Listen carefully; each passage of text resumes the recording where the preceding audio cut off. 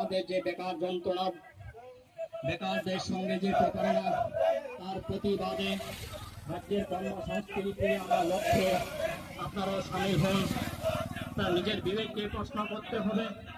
যে সরকার প্রথমে 50,000 চাকরির প্রতিশ্রুতি দিয়ে, প্রতি ঘরে ঘরে কাজের প্রতিশ্রুতি দিয়ে, প্রত্যেকটা বেকারের হাতে কাজ তুলে দেওয়ার প্রতিশ্রুতি দিয়ে যে সরকার এসেছে, আজকে প্রশ্ন করতে হবে, নিজেকে প্রশ্ন করতে হবে।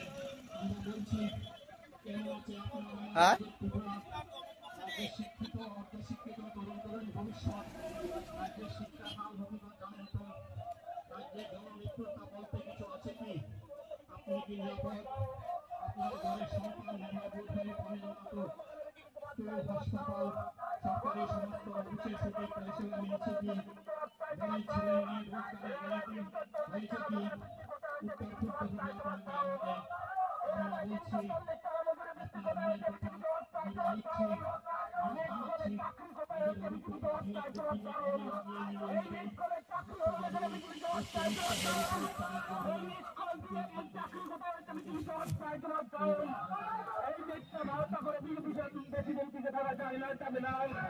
এই বিস্ফোরণ নামে মানুষকে প্রতারণা করে বেশি দিন টিকে থাকা যায় না, যাবে না।